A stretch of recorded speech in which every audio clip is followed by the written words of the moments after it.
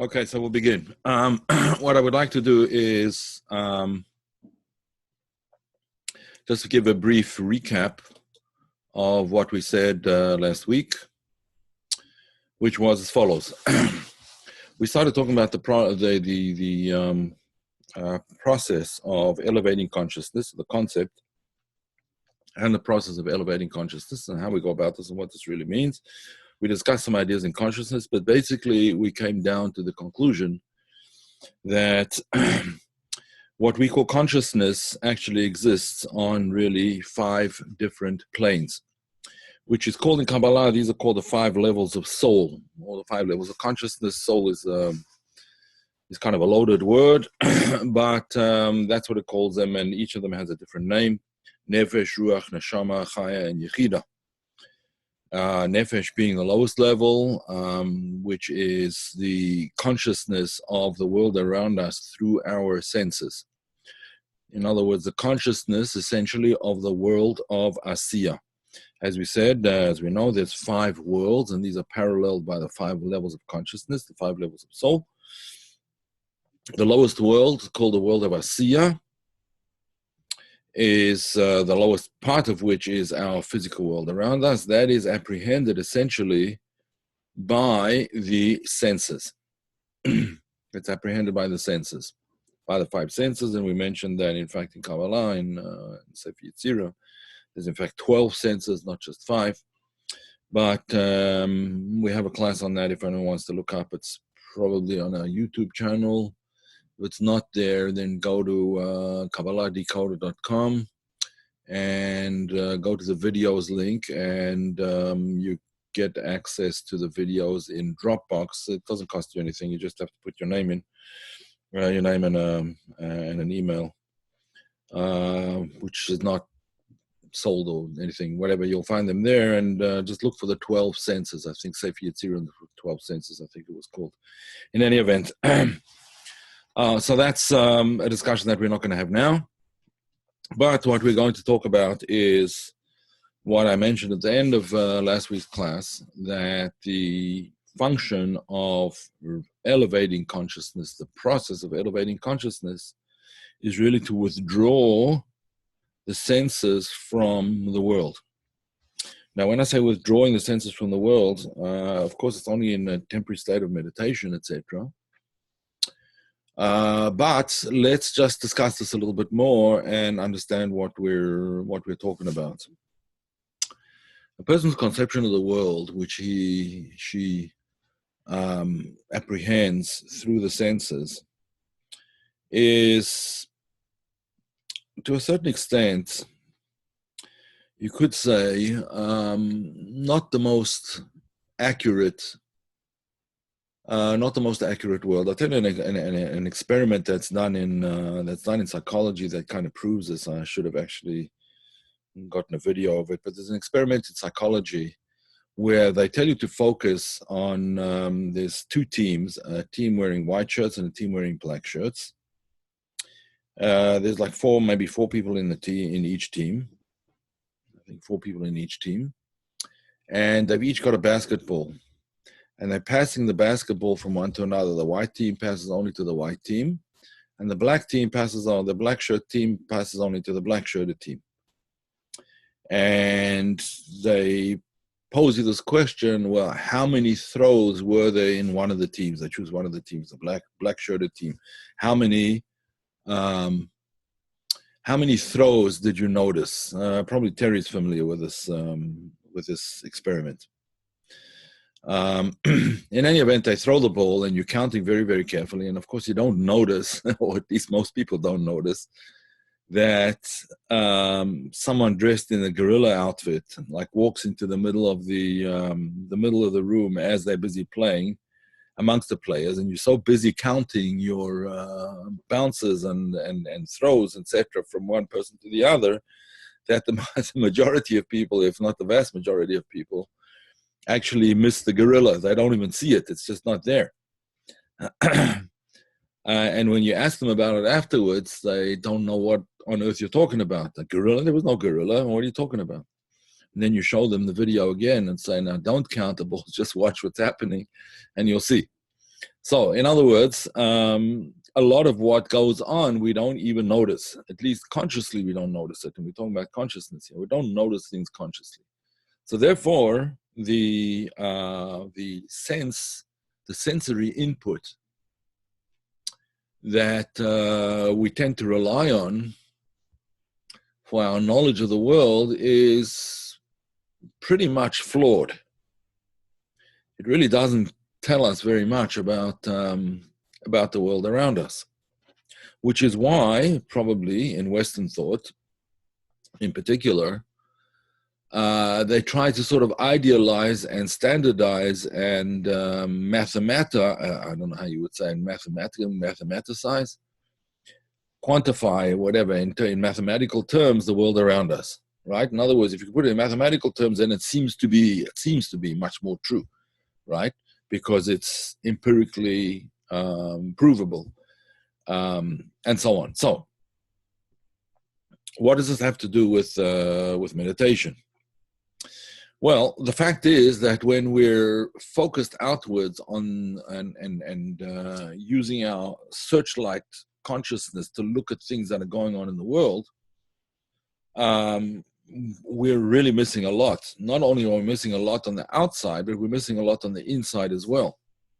As we explained, the level above sensory input, the senses, the level above the senses is essentially the emotions. Now, it can often be that the emotions can arouse, that the senses can arouse certain emotions. The senses can arouse emotions. If you see, for example, a very sad scene, or if you hear some kind of very relaxing music, one will feel calm. A very sad scene, you feel sad and upset, and so on. So the senses can bring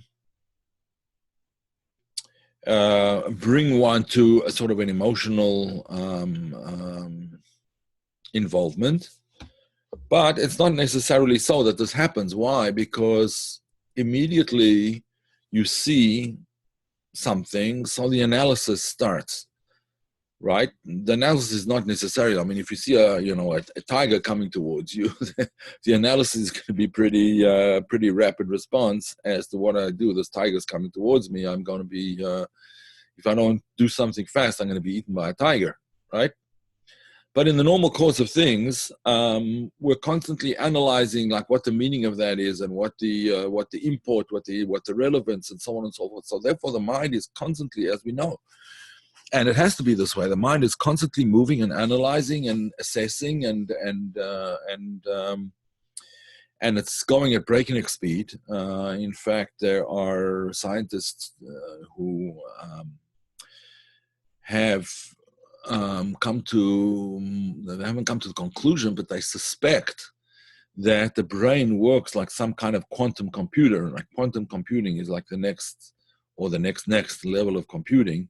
We haven't gotten anywhere near there. Quantum computing means computing goes on a quantum level, and they've done various experiments in labs and things like that. And there's very fine tubes in the brain that work at a kind of a quantum level. I was just watching a video about this recently. In any event, whatever it is, the mind is working furiously. But what part of the mind is working furiously? Really, the analytical mind. The frontal cortex is what's working when we're involved in the world. So the first thing, obviously, therefore, the first thing to do is to shut off the senses in one way or another when we come to prayer or when we come to meditation. Now, shutting off the senses doesn't mean that you have to, put your thumbs in your ears or whatever, your fingers in your ears and close your mouth and your eyes and so on and so forth. Not necessarily, although it does help. But what that means essentially is that when you close your eyes and what would normally happen, or what would happen with a lot of people, is you start to imagine, as you know, when you're sleeping or when you're drifting off into sleep or when you're just daydreaming, right? You see all these images flitting by and one image leads to another and there's all kinds of things going on and things are constantly changing from moment to moment. it's very hard to stay with the same thought. So what do we have to do in order to stay with the same thought? Because we want to try and learn to focus our consciousness on one thing and focus it for a very long time. For when I say a very long time, it depends, of course, on how much time you have. But there are people that are capable of focusing on an idea for several hours at a time without their thoughts changing, just focusing on this particular idea. Now that's very hard to do and needs a lot of training and needs a lot of time. Takes practice. But what the good books suggest is what we do is that we focus on an event that happened that aroused the kind of emotion that we want to arouse, because what we're looking here now at this level in order to move up to the next level. Again, the first level is the world of Asiya. The next level is the world of Yetzirah, which is the world, as I mentioned last week, is the world of angels, but it's also the world of the emotions. In Kabbalistic terms, it's the world where the 6 Sfirot of Zeir Anpin reside. The 6 Sfirot being Chesed, Gevurah, Tiferet, Netzach, Hod, Yesod. Those 6 Sfirot, which are the 6 emotional components of the Sfirot, emotional, so to speak. Chesed is the concept of Ahava, love. Gvura is the concept of fear, awe, strictness. Tiferet is compassion, and so on and so forth. So all of these Sfirot, maybe I should just pull up a chart just to show.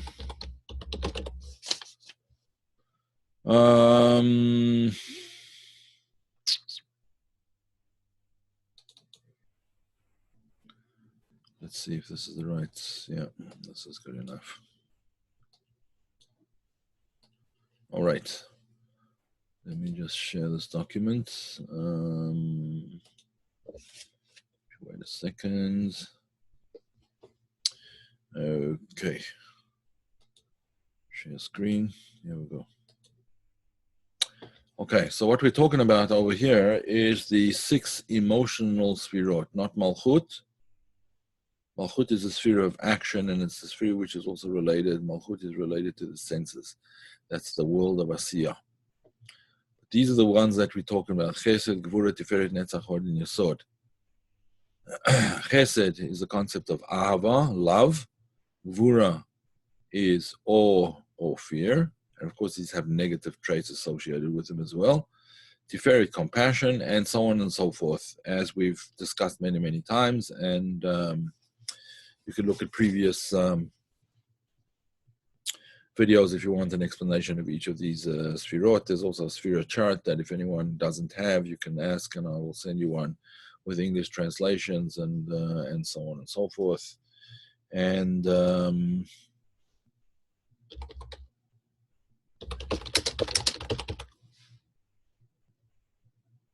me get another one up here quickly. Here we go. These are the Sfirot and the soul powers, right? The various soul powers, in other words, the various emotions that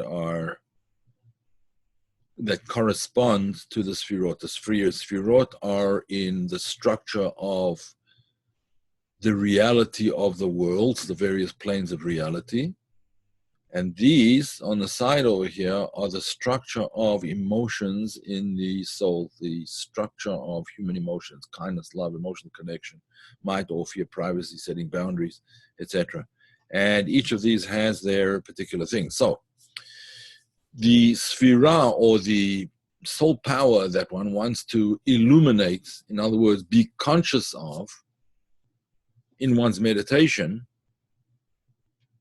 is that's what we need to. That's what a person needs to focus on, and in order to focus on that, so how do you do that? How do you arouse this concept of love? Let's say, for example.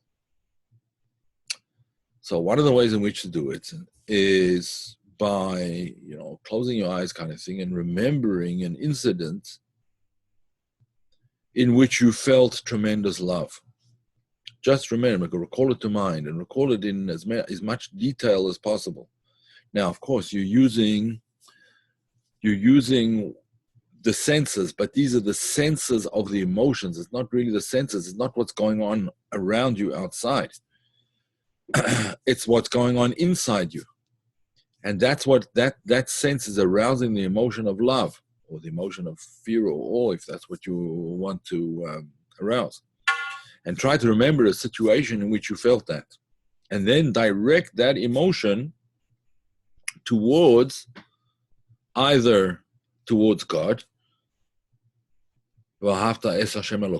shall love the Lord your God. Or towards a person to whom you want to communicate love. Love your neighbor, your fellow, as yourself. Your fellow, your neighbor, your friend, as yourself. So once that emotion is aroused by recalling a situation where you felt such a thing, or a situation, a time, whatever, when you felt such a thing, then you try and elevate that towards either the love of another person, or towards the love of God, which is a little bit more difficult.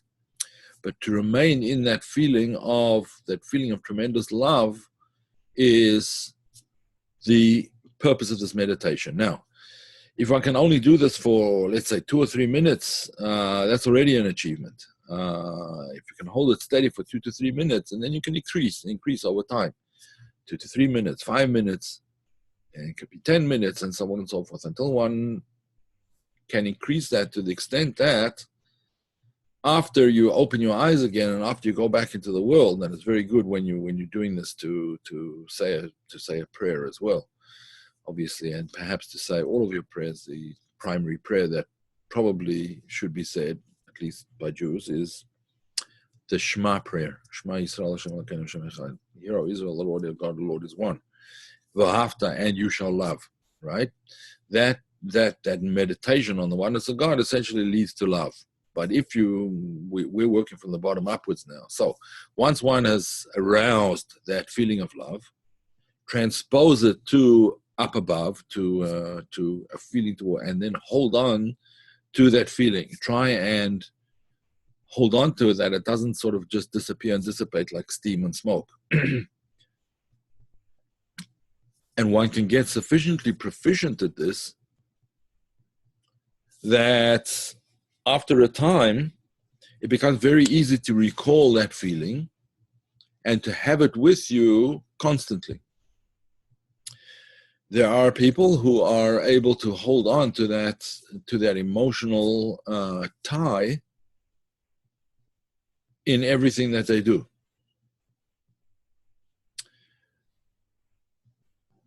And that is really the ultimate goal. But one can't do this, most people anyway, can't do this without a lot of practice. It takes practice, it takes time. And as everybody knows, in the Jewish calendar, there are all different kinds of, types of festivals and celebrations and so on and so forth. And some are conducive to arousing love, and some are conducive to arousing the feeling of awe. Like, for instance, in the Jewish New Year, that's a time for awe. Rosh Hashanah, time for awe, to arouse the feelings of awe and so on and so forth, awe, reverence. And that's the time to do it. In a general sense, on a daily basis, probably the emotion of love is probably more appropriate. And it's compassion and so on. All of these emotions, particularly if one feels that one needs to strengthen one particular emotion, like, for example, sincerity, internal certainty, security, then one must focus on the sphera of Hod, right? And similarly with all of them. Empathy would be a sword. And you can see, as you can see from the chart over here. Everyone knows what it is that they have to improve in, and what area of emotional attachment to the one above he or she needs, and you have to work on that. All right. Are there any questions?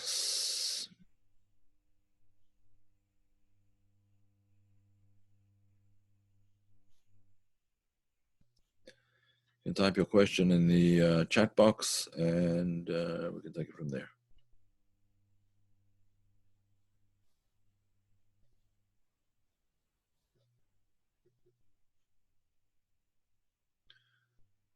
Nope, no questions. Okay, we're going to leave it at that tonight, because very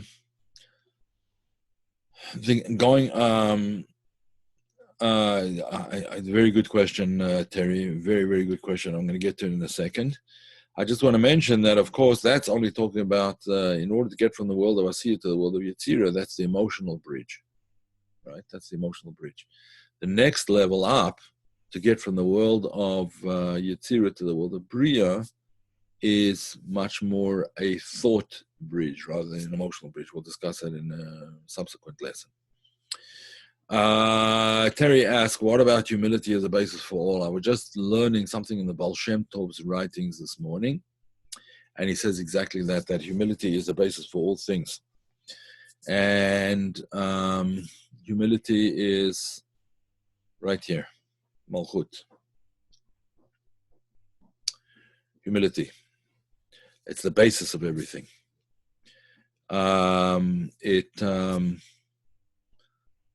That should start off one's day. In fact, the first thing that we do on awakening is to say the Modeh Ani Lefanecha prayer. I acknowledge you, acknowledgement of the presence of God in everything that we do in our lives.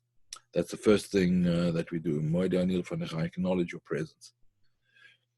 And that is definitely the basis of everything. And the Baal Shem Tov says in that little piece that that gate of humility can be can open up all of the doors all the way up to the top. Why? Because essentially Keter, the highest of the Sfirot, resides in Malchut. Malchut itself of one world becomes Keter of the next world. So Malchut and Keter have a relationship, Keter being the crown, Malchut being kingdom. So you can see crown and kingdom have an integral relationship, obviously. So therefore, that can be the gateway to everything. A good point. Okay, Gloria asks as follows: for a moment of great love, and then transfer it to a person or to God. Transfer it to God primarily, but in some cases transfer it to a person in the mitzvah, the commandment of loving your neighbor as yourself. To engender that love and to feel it genuinely for another person is also a meditation that's worth spending time on. It could be either. Ultimately, one wants to elevate it from the person to God. In other words, the ultimate love, the unlimited love, is essentially to God. To a human being, it's going to be somewhat limited by virtue of the fact that they are also limited. So, but yes, that is the... how do you increase your faith? Well, that's a whole discussion. That is a whole discussion, and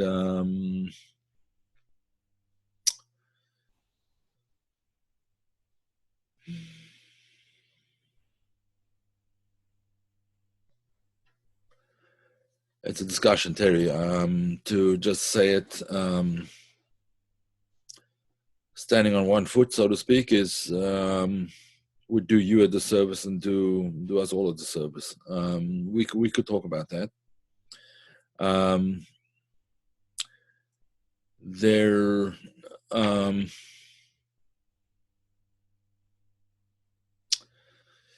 yeah, I think we need to devote a whole class to it. So if you don't mind, I'll put off that question and we'll devote a class to it on another occasion. I hope that's okay with you. I can point you out. I can point you to some essays to read in the meanwhile, but essentially that would be the best way to go about it. Discuss it in another class. Okay, Gloria again. It seems to me that the moment you think of humility, it escapes. Yes. Yes, it is like humility is there when you're not self-assuming. Yes.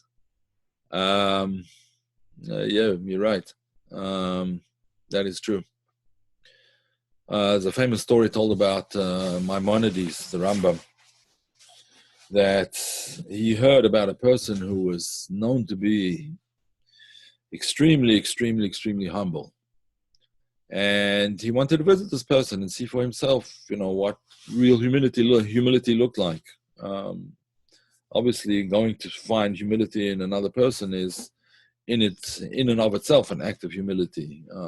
There's someone who's more humble than I am. Obviously, means that that's a certain level of humility right there. I need to learn humility is a certain level of humility. So anyway, he went to meet this man, and the Rambam Maimonides was a very, very great sage, honored far and wide by even in the court of the Sultan. He was very, very, very widely honored person. He was the Sultan's personal physician. He was a doctor. Maimonides, we're talking about in the 1100s. And anyway, he went to meet this person, and this person showed him tremendous honor, tremendous respect, and he helped him down from the carriage, helped him back into his carriage, and so on and so forth. And he was, just showed a tremendous amount of humility. So as Maimonides was duly impressed, and as he was about to leave, so he said to this, this person, this man said to Maimonides, "No, so what do you think of my humility?" So we can see that it wasn't really, it wasn't real humility. The whole thing was a show. What do you think of my humility is not the way. You don't measure your humility. That's doesn't work. But humility is it's an attitude towards. It's an attitude towards other people. It's an attitude towards situations. An attitude that stems from total trust and belief that whatever God does for the good, and that everybody has a spark of good in them, no matter who it may be. Everybody has a spark of good within them, except perhaps people who are just have completely extinguished that spark through their wicked behavior, like mass murderers and things like that. Although Elie Wiesel, a famous Holocaust survivor, Nobel Prize winner, tells a story that. He tells the story of Adolf Eichmann, who was wicked as they come. But in prison in Israel, he showed himself to be, in many ways, a gentleman. He had a certain,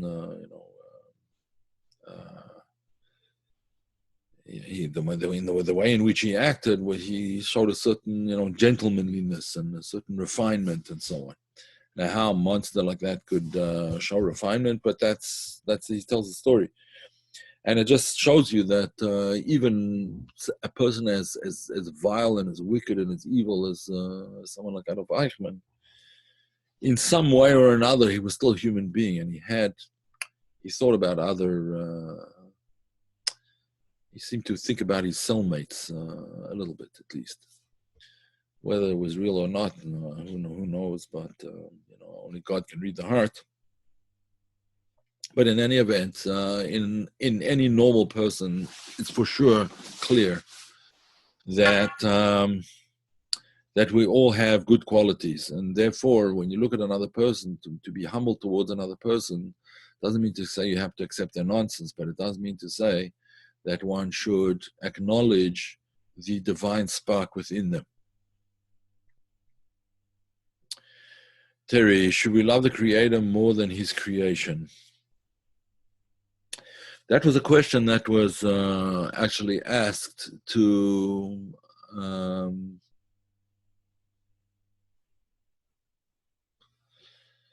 who was that question asked to? The very same question that was asked to Rabbi Shneur Zalman of Liadi. What has greater importance, love of God or love of your fellow man? So he thought about it for a while and he said, love of your fellow. Why? Because then you're loving those whom God himself loves. But, it's a lot easier to love God than it is to love other human beings, especially if they live in your house. Right?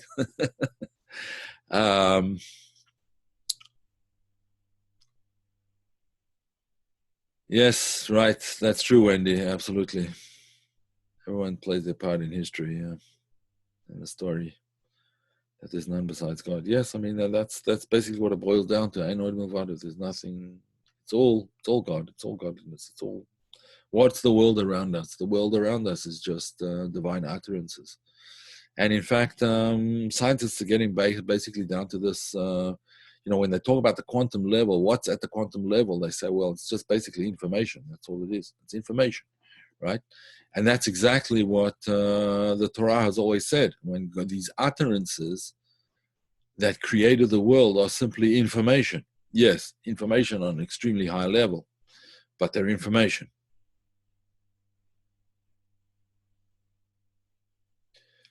The poem Abu Ben Adam, I'm not familiar with it. Paul, I'm not familiar with it. But yeah. All right, any more questions or should we stop there?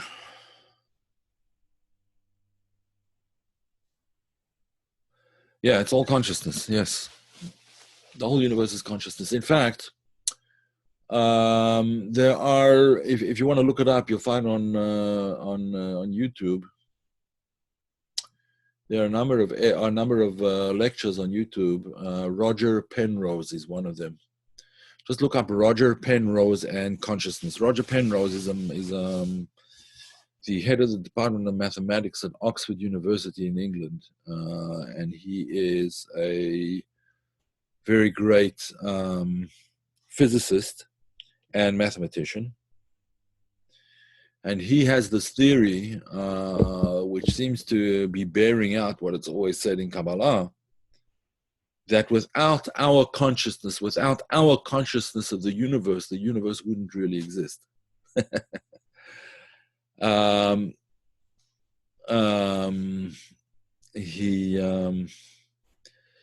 He discusses at length, and there's a number of other scientists that come to the same conclusion, really. And I tell you how they come to this conclusion. Just I'll answer the other questions in a minute. They do what's called a double slit experiment. When you have a light that is shining and there's two slits in a wall or in a barrier of some sort, there's two slits. And then the photons coming off this light source travel through the two slits, but you never know which path the photon is going to take. Is it going to go through the right slit or the left slit? And you never know until you look the other side of the slit, and then you know which path it took. So based on that, and it's much more complicated than I'm oversimplifying it actually, but based on that, they come to the conclusion that the photon actually exists it exists along both paths until human consciousness restricts it to one path, which is a very interesting thought. But you can look at these things. There's a lot of lectures on consciousness on YouTube and on TED Talks, and you might find something of interest there. But Kabbalah has always said that all of the universe is simply consciousness, right? That's what it is. The world of Asiya, the lowest world, is consciousness of the sort of the lowest frequency of consciousness, if you want to put it in that kind of terminology. In other words, as Einstein said, E equals mc squared, right? Energy is mass times twice the speed of light. So if you figure out the equations, and Paul can help us with this, but if you figure out the various equations, so what is mass? Mass is nothing but energy. That's all it is. That's what it is. That's energy divided by the twice the speed of light or something like that, whatever. I'm not sure how to do exactly but that's what it is. So mass is simply energy. And what's energy? Energy is simply information. That's what it is. So there you go. Okay, so let's go to the next question. Mario, right, where can I get some info to follow the true path of humility? The best book to look into, and this for this particular thing, well, there's actually many, but one of the Kabbalistic works is called Tomer Devora. Let me write it in the chat over here. Tomer Devora. Tomer Devora. Or sometimes it's spelled with an H on the end as well. Tomer Devora. Yeah, Tomer Devora. Tomer Devora, the palm tree of Devora. Tomer is a palm tree, yeah? Palm tree of Devora. Now, if you're interested, P-A-R-L-M, not P-I-Q-L-M. Palm tree of Devora. So, if you're interested in getting that, I guess they're available on Amazon and various other places. There is one translation that I did many moons ago, when my beard was still red. So that was actually the first book that I ever translated. It's called Tomer Devora. So, and it has notes in the back, lots of notes in the back. There's another later copy by somebody else. I haven't ever seen it, but it's also in English. But that teaches you a lot of that particular path of humility. And then there's a book by Ibn Pakuda, I think it's called. I'm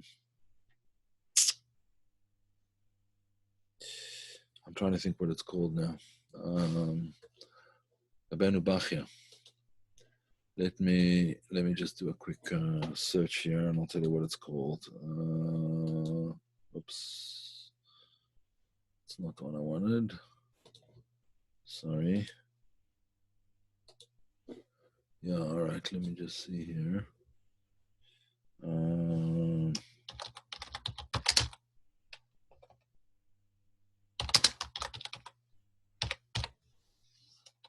Beinubachia.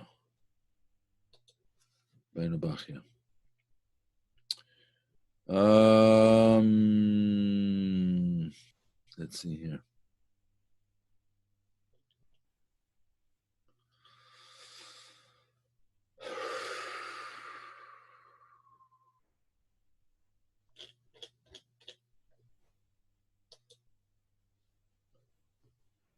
There's one particular book, I'm just trying to think of the name of it, and I don't remember what it is now. No, it's not there.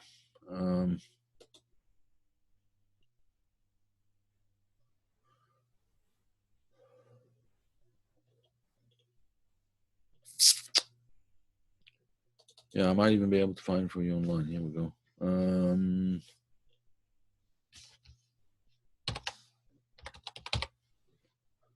Duties of the Heart, that's what it's called. There you go. Duties of the Heart, or Chovat HaLevavot. And here we go. I will give you a link. This looks like lousy translation.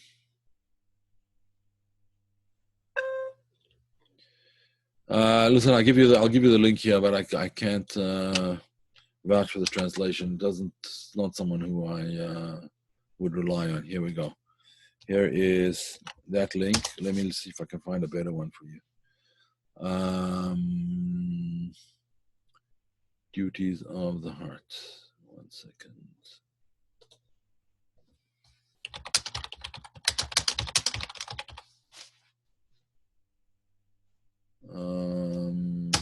Duties of the Heart. Well, there's a 2-volume set.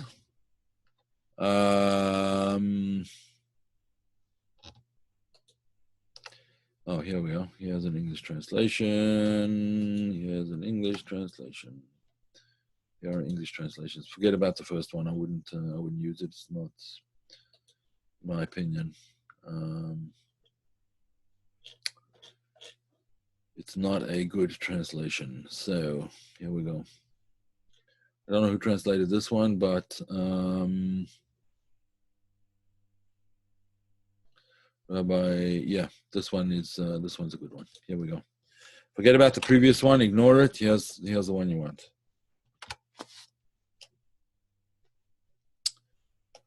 Yes, it's got the whole book over here, and gate number 6 is the one that you want. The gate of submission, it's called. Yeah, the gate of submission. That's humility. But you could read the whole thing. Very good book. Gate of submission. Okay, that's gate 6. All right. Yeah. As well, Nachmanides letter to his son is what I read. Yeah. Nachmanides letter to his son. That is also, if anyone wants a link to that, I'll send you a link to that, or I'll get you a link to that. Igeret Ramban, it's called. That's what it's called in Hebrew. Igeret Ramban in English. Let's see if I can find it in English.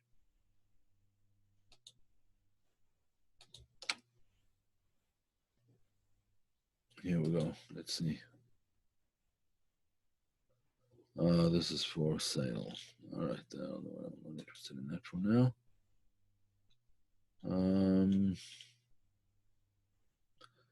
Igeret Ramban is it's short. We're talking about a couple of pages. Here we go. Here is a translation of it. I haven't looked at the translation yet, but it looks to be okay so far. It's a horrible. It's on a red background, which makes it look awful. But it's. But at least it's it's in English and it's free. Okay, there you go. Okay, let's see now. Other questions. Path humility, yeah, that's right. God gave faith to us all. You don't have to be smart or pretty or rich, right? In fact, very often rich people tend to lack faith because it's not necessarily so, but they tend to rely on their wealth more than they rely on, they kind of forget. But tishkach es el machol alecha, you forget God who created you. The palm tree of the Bora, yeah. Palm tree, yes. Rahmani's led it to his son. That's it. Okay. Any other questions, folks?